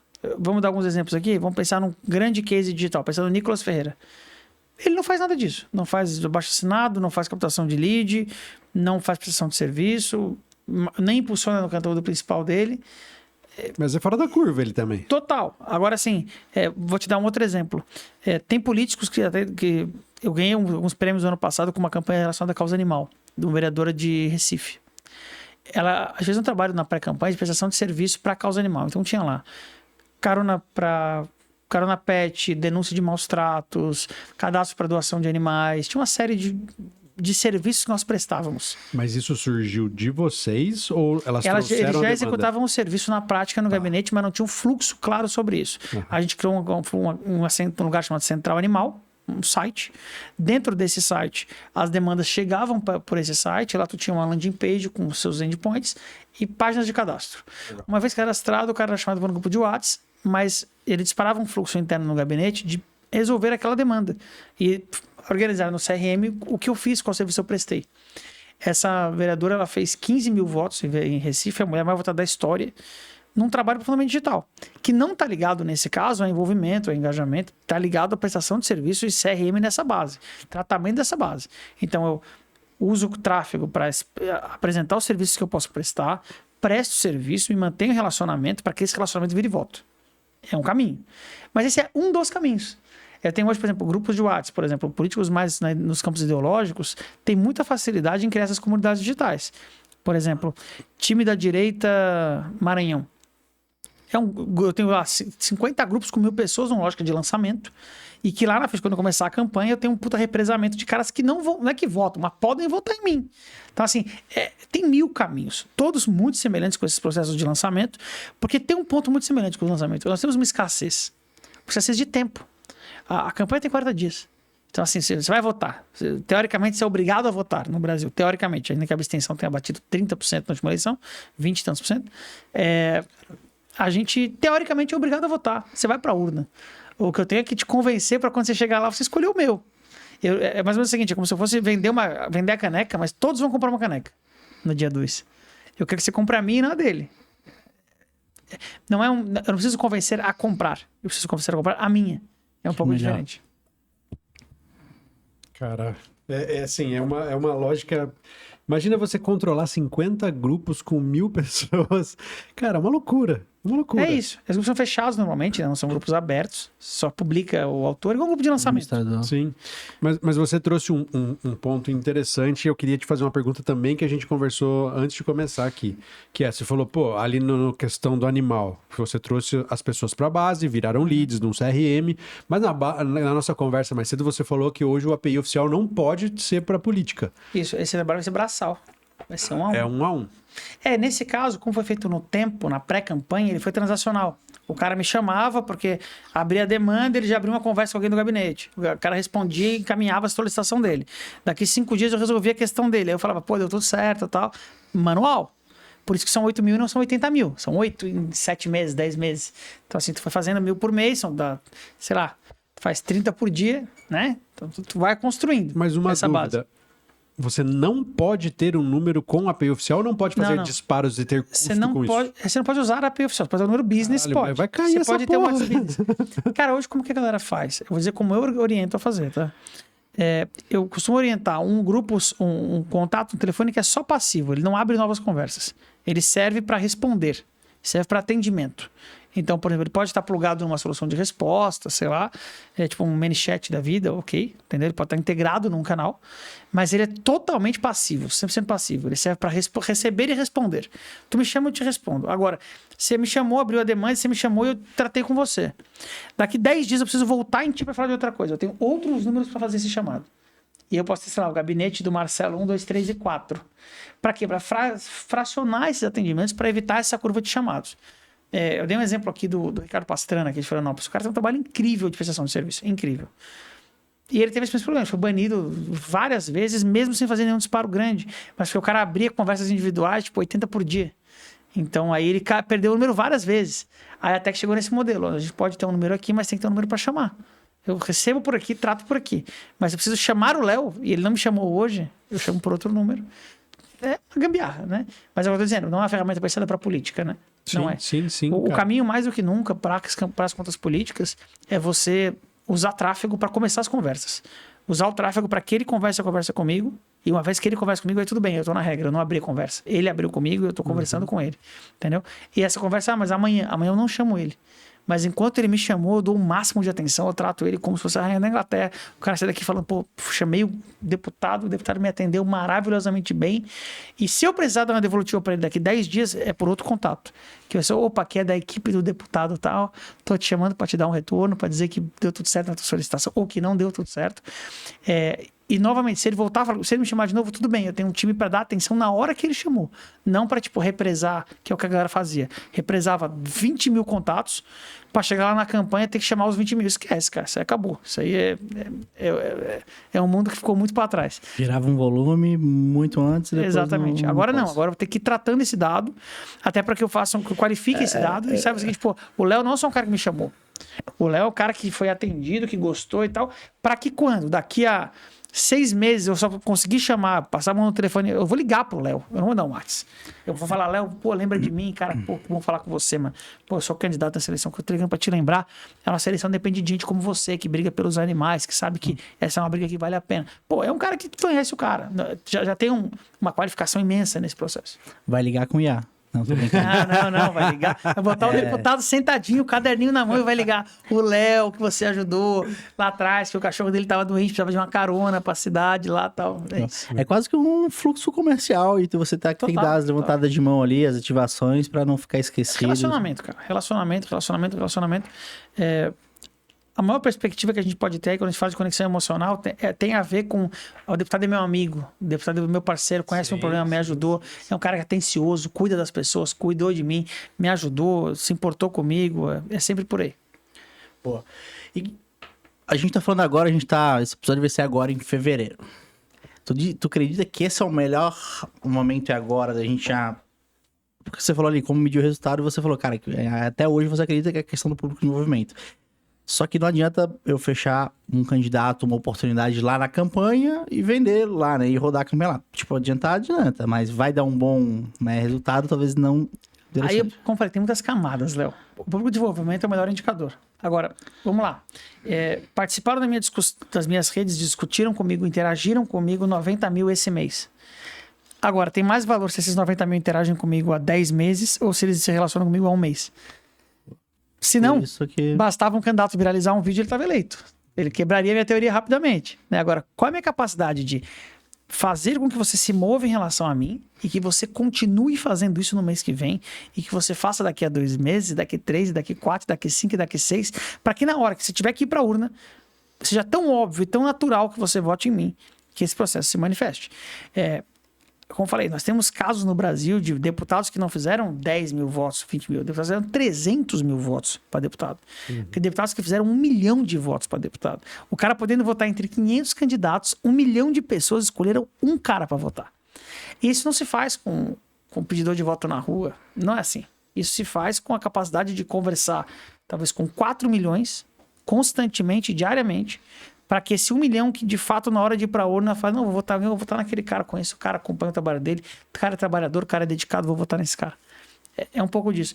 A maioria das vezes que esse fenômeno funciona do digital, o eleitor não sabe explicar o porquê ele vota. Ele tem uma dificuldade imensa em racionalizar e dizer assim, eu voto por causa disso aqui. É muito difícil. Normalmente vira algo tipo assim, eu voto nesse vereador porque ele cuida dos animais. Mas não tem assim um vídeo que eu lembro, não é porque ele fez um resgate. Ele pega aquilo tudo numa bola só, vira uma coisa só, sabe? Vou dar um exemplo do que eu tô te dizendo. Pegar um produto bem nada a ver, pensa nas camisas da Insider, sabe? Tô usando. Por que a camisa da Insider é boa? Cara, é marketing. Boa. Mas eu gosto. É bom, não é? Veste bem, ela não amassa. Agora você percebe que é diferente do argumento de venda. O argumento de venda dela é outro. A argumento de venda é aquela camisa tecnológica, tech shirt da Insider. A camisa que não desbota. A camisa que dura várias lavagens. Na hora que você racionaliza, enquanto cliente da Insider, você fala algo do tipo, cara, eu gosto. É bom, pô. É legal, resolve minha vida. Porque eu quero, resolve. É isso. Carro é a mesma coisa. Ninguém fala... o cara tem um Palio. Aí o cara fala, não, pô, eu adoro meu Palio porque o freio ABS é incrível. Cara... Ele me leva. Cara, eu gosto do meu carro, mas tá quitado, não me dá trabalho. Eu gosto. Pouca manutenção. É um pouco disso. Sabe? Esse político que ele é forjado na convivência, ele muito raramente tá ligado a algo que ele fez concreto. É muito mais um caldo do que o cara tem. Me representa. Eu gosto do cara, ele trabalha pontual, muito. Como a galera acha que é só chegar na campanha. Exato.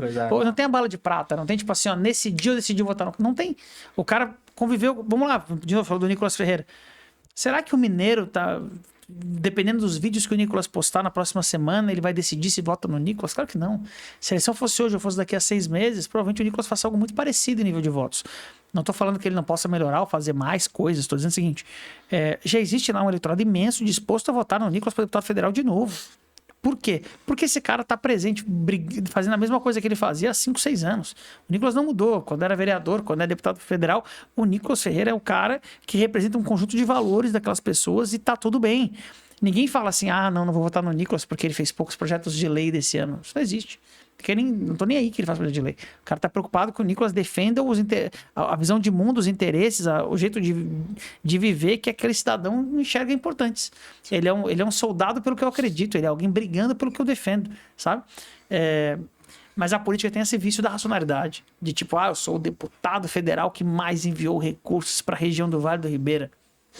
Será que o cidadão do Vale do Ribeira acorda e fala, não, hoje eu vou votar num cara que mais mandou recurso, que mandou o recurso? Cara, ele nem enxerga esse recurso, ele não percebe essa mudança na vida dele, sabe? Então é muito complexo. De novo, não estou aqui ignorando facetas que são muitas, mas dizendo o seguinte, para candidatos digitais, o eleitor, ele julga o todo, ele julga o pacote completo. Ele julga essa percepção de que eu conheço, essa percepção de que o cara faz parte da minha vida de algum jeito, sabe? E isso se dá como? Um pouquinho por dia. Vejo ele hoje, vejo amanhã, vejo depois de amanhã. Vou consumindo. Quando eu vejo o cara é natural para mim, sabe? Vou dizer pra vocês, eu acompanho poucos infoprodutores, assim. Mas uma que eu gosto muito é a Betina. A Betina, eu acho o conteúdo dela incrível, assim. Eu acho ela Eu acho ela a alta sofisticação do que um creator pode fazer hoje. Tipo, ela consegue ter um infoproduto, mas ela dá uma visão muito pessoal da vida dela. Você vê ela um dia ela em Maragogi, no outro dia ela tá andando a cavalo. E no meio disso ela tá vendendo lifestyle e no meio disso ela tá vendendo infoproduto e fazendo lançamento. Mas é profundamente natural. Você não consegue ver o limite do que é a vida dela pessoal e do que é o infoproduto e do que ela tá vendendo, ou quando ela tá trabalhando e quando aquilo ali de fato ela tá com a mulher dela, com a mãe dela tomando um vinho, sabe? E nisso ela coloca valores e percepções pessoais e discute intimidades dela, de que eu não me sinto pronta hoje para ter um relacionamento, que eu quero ter filhos um dia, mas não hoje. Ninguém perguntou, mas aquilo, quando eu vejo aquilo todo santo dia, aquilo me dá uma percepção, velho, de que conheço tudo a Betina, pô. Sei até o que ela não quer ter filho agora, pô. Entende? Ano passado eu fiz uma palestra, acho que eu não vim aqui depois dessa palestra. Eu rodei o Brasil falando da Virgínia Fonseca. A gente falou sobre isso já, não? Acho que não. Cara, rodei o Brasil, a palestra que eu mais fiz ano passado foi sobre a Virgínia Fonseca, de todas. A Virgínia Fonseca é exatamente esse fenômeno. Quando você chega por várias vezes, quem teve um evento meu, palestra minha, recentemente vai lembrar desse momento aí. Eu falava o seguinte, eu botava a Virgínia Fonseca na tela, escrito bem grandão, Virgínia Fonseca. E a galera não entendia. Evento de marketing político, o cara me vem com Virgínia Fonseca. O povo tem vergonha de gostar da Virgínia, que é um fenômeno interessantíssimo. As pessoas conhecem tudo da vida dela, morrem de vergonha de conhecer. Aí eu falava, pô, quem aqui conhece a Virgínia Fonseca? Aí o povo ficava meio com a mão assim, meio baixa. Mas tem uns caras que, porra, conheçam. E aí eu falava o seguinte, qual é o nome dos filhos da Virgínia? Aí sempre alguém gritava Maria Flor, Maria Alice e Zé Leonardo. Várias pessoas na plateia.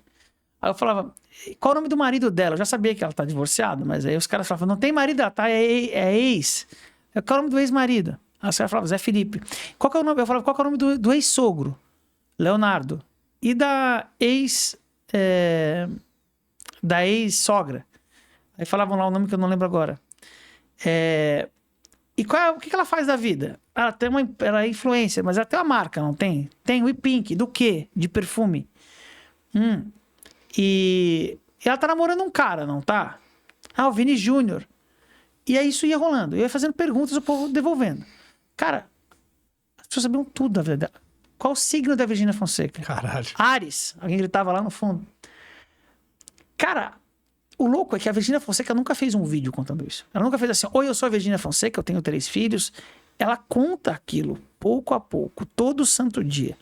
E depois de um tempo, a percepção que eu tenho é de que eu conheço a Virgínia. E o mais louco que foi que eu levantei lá, eu perguntava, quem aqui veio com um amigo pro evento? Aí eram vocês dois lá. Eu perguntava, você conhece o nome da ex-sogra dele? Você falava, não. Mas a Virgínia Fonseca você conhece.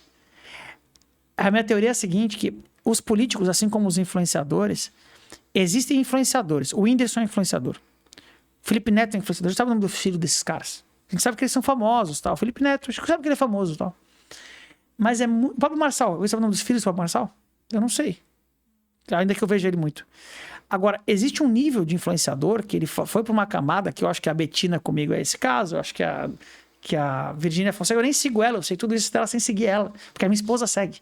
Esses caras vão para um nível de intimidade, de fato. Profundo. E essa intimidade, numa camada digital, vende qualquer coisa, cara.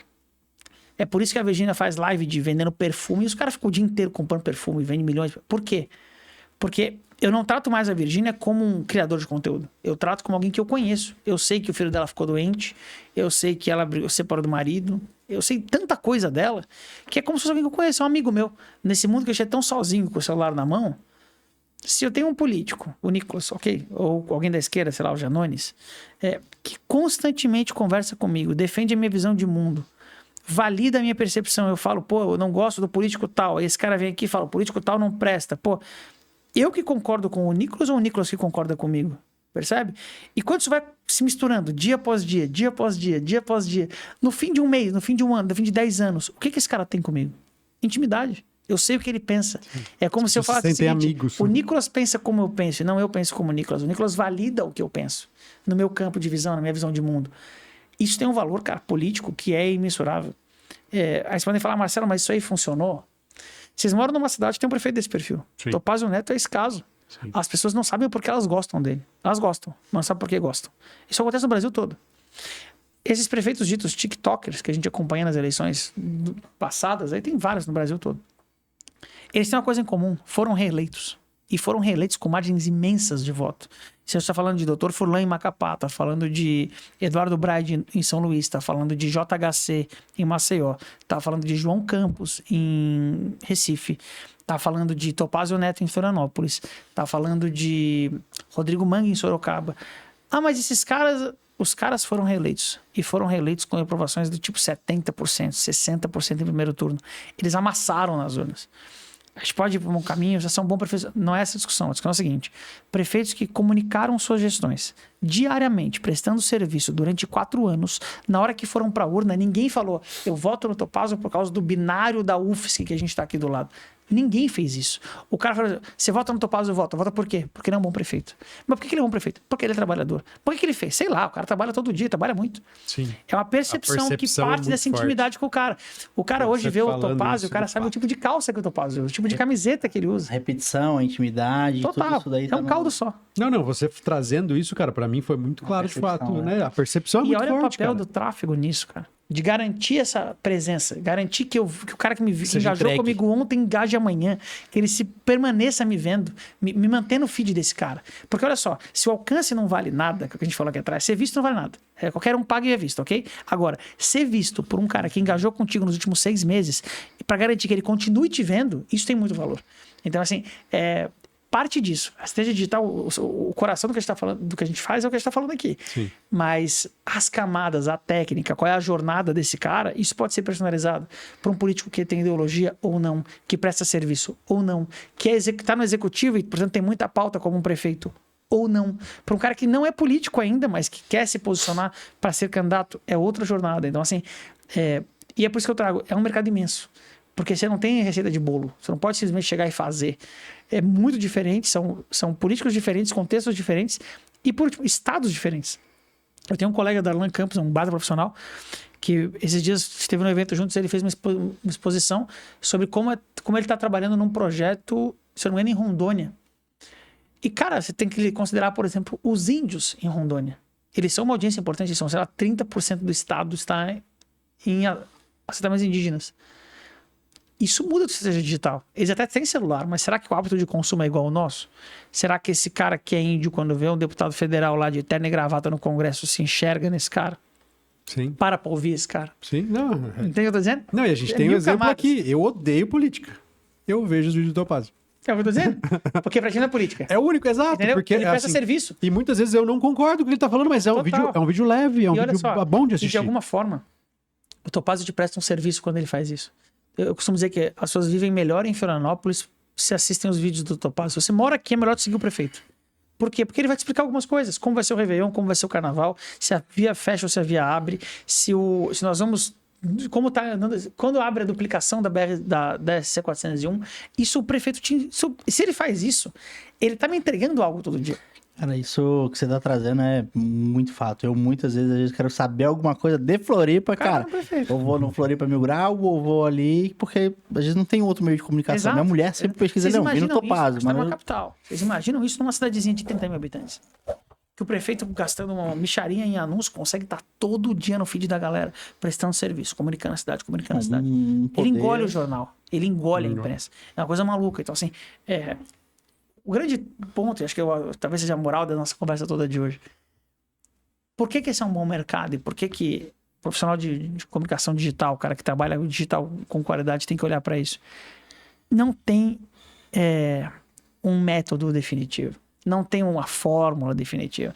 É um mercado em construção. A política está mudando, enquanto a comunicação está mudando, enquanto o eleitor está mudando. O eleitor vai se vacinar sobre isso. O eleitor vai chegar uma hora que ele vai desconfiar desse político. Aqui em Florianópolis, o Topázio não é um prefeito muito bem avaliado. O Rodrigo Manga foi afastado pela Polícia Federal em Sorocaba, mas foi reeleito com 78% dos votos. E agora foi afastado num escândalo de corrupção. Então, quer dizer, o cara é gente boa, comunica bem, mas é ladrão. Ou, pelo menos, é acusado de ser ladrão. E aí, como fica? Entende? Então, é muito difícil isso.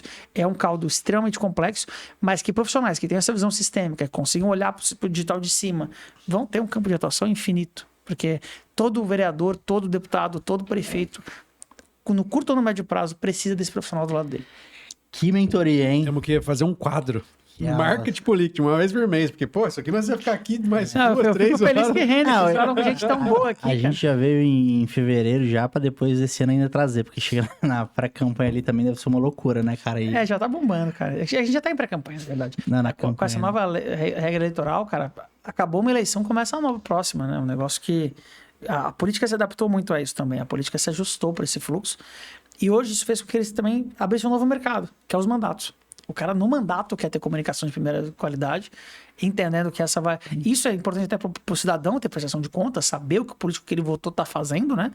Mas, sobretudo, porque para eles também é uma plataforma contínua de comunicação. De nada adianta fazer um bom trabalho, você tem que parecer e comunicar. A mulher de César não basta ser honesta, tem que parecer honesta, né? É isso. É. Não basta eu, chegar daqui 4 anos e voltar e falar: oi, gente, voltei para a eleição. Não. Onde é que você estava? Por onde você andou? Esse prefeito que está todo dia comunicando, ele nunca saiu daqui. Eu continuo vendo ele, né? É muito por aí. Cara, só gratidão, te agradecer, tá? Pelo vir mais aqui mais uma vez. E é sempre um prazer, uma honra, porque se deixar a gente ficar horas e horas, a gente caminhando pro final. E você falou, né, que tava numa coluna, e como que a galera pode estar acompanhando um pouco mais de política hoje, te acompanhando? Cara, no meu Instagram, @MarceloNatário, eu não tenho criado conteúdo nenhum, muito pouco, mas eu tenho uma coluna no piara.net, é um portal aqui de Santa Catarina, mas que eu falo de digital de forma geral, no contexto de campanhas eleitorais e de mandatos. Tem um livro também. Tem um né? livro também que relancei no ano passado, junto com o Paulo Loyola, é um grande profissional também lá de São Paulo, e que a gente fala ali, o livro chama Algoritmo do Poder. O subtítulo é Como o Digital Transformou a Política. E eu acho que é muito sobre o que a gente falou aqui. A gente tem uma transição, a gente tem um momento em que a política tinha um descrédito no mundo todo, não é um fenômeno brasileiro. Tá aí na tela. Não é um fenômeno brasileiro, não é um fenômeno que aconteceu no Brasil, mas aconteceu no mundo todo, que é a descrença nas instituições chega junto com a capacidade da população de falar sobre política, de virar meio. Não só mais um emissor, mas também Vamos lá, a população deixa de assistir a política para poder co-criar a política. E o impacto disso de 18 para cá é meteórico. Tudo que a gente discutiu aqui hoje tem a ver com isso. Não existe Pablo Marçal, nem Bolsonaro, nem Nicolas, e nem Janones, e nem Lula, no contexto de hoje, que ele tem, sem comunicação. Não é sobre o que o Lula faz, é sobre o que as pessoas fazem quando o Lula faz. Não é sobre o Bolsonaro, é sobre o que as pessoas fazem quando o Bolsonaro faz. O Bolsonaro está preso, sem Instagram, sei lá quantos meses. Ele saiu da internet, a presença digital dele desapareceu, ou ele continua presente pelo posicionamento de outros? É isso. Em maior ou em menor escala, a gente vai enxergar que esses quadros continuem se manifestando e que cada vez mais a atividade política e a atividade de comunicação vá se confundindo. Cada vez mais o cara que não comunica não fez na percepção das pessoas. O cara que não mostra a sua atuação, a sua defesa, não defendeu. É uma coisa muito complexa, que tem implicações positivas e negativas, mas que é um pouco do que a gente trouxe no livro aí, um pouco desse desenho. Muito foda. E fala do clube também, pra galera. E claro, o Clube do Carteiro, vou até falar pra câmera aqui, minha câmera ali, né? A galera segue convidada pro Clube do Carteiro, é uma comunidade de gestores de tráfego, a gente fala ali de tudo um pouco nas campanhas digitais, mas tem também toda uma parte de capacitação de tráfego para campanhas eleitorais. Não é um conteúdo para quem quer aprender a fazer gestão de tráfego, mas para quem já trabalha com isso e quer entrar também nesse mercado. Vocês conseguem conhecer um pouquinho lá em www.clubedocarteiro.com.br. A gente espera vocês lá, vai ser um prazer trocar um pouco de ideia lá também. Para quem ficou até o final, privilegiado, sigam e acompanhem. Marcelo, obrigadão mais uma vez. Já fica o convite aí, né, para chegando na campanha. Mas se vocês ali, quiserem, eu tô às ordens. Vamos de novo, tá? Para você que ficou até aqui, até o final, acho que foi eu e o Fernando que a gente é privilegiado, né, cara? Eu acho que conteúdo riquíssimo mais uma vez e sempre aprendendo e aprendendo, tá? Fernando, como é que faz pra galera te acompanhar? @Fernando Quilis, implementação de CRM de vendas, consultoria comercial, tudo sobre comercial, me manda uma mensagem lá que eu vou te ajudar. E tu, Léo?